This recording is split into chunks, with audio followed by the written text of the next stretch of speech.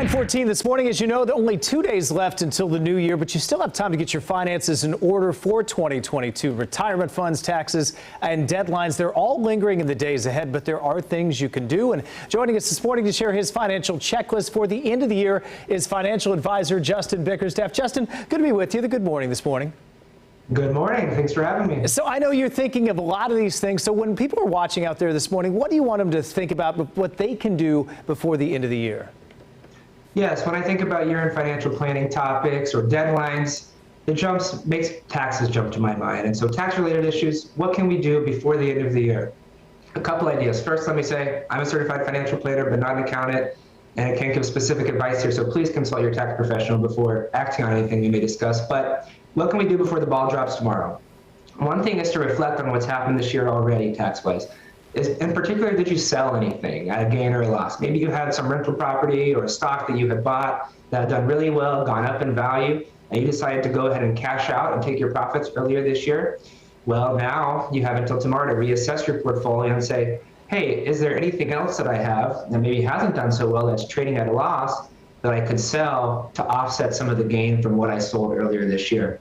And the opposite is true as well. Maybe you sold something at a loss earlier this year, and now you have the opportunity to look at your portfolio and say, hey, maybe I could sell something that otherwise I would have to pay taxes on because it's done well, but I could use some of those earlier year losses to offset or maybe eliminate that completely.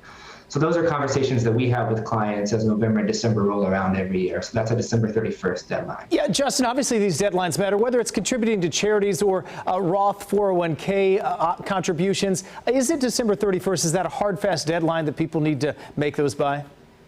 Correct. Some things you have until tax day in April, but 401k contributions, charitable contributions, those things are December 31st deadline. So if you're thinking about doing any of those, go ahead and do those. Make sure they're done by tomorrow. And one thing I'll add about charitable contributions that often is overlooked, most people write checks, but you can give investments that have done well to charities also. So maybe you bought a stock and it's gone up in value a lot.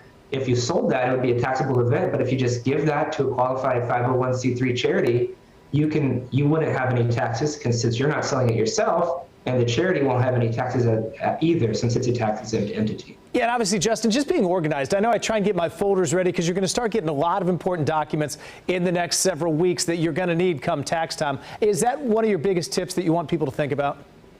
Definitely. I mean, it's a year-long thing, really, but especially these first few months of 2022, as your tax documents start rolling in, you want to be organized. So whether you do it digitally like me, or you prefer paper files and folders, make sure you just start collecting those things. You'll start getting W-2s, 1099s, all of those tax forms from different investments and income. So just have them ready to go and either hand them to your CPA or be ready to enter them yourself when the time comes. All good things to think about. Is this your busiest time, by the way, or are there others that are busier?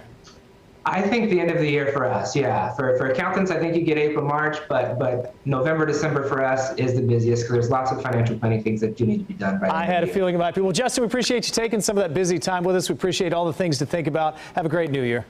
Thanks for having me. You too. 9:17 is the time. Kristen has had a lot to think about weather-wise.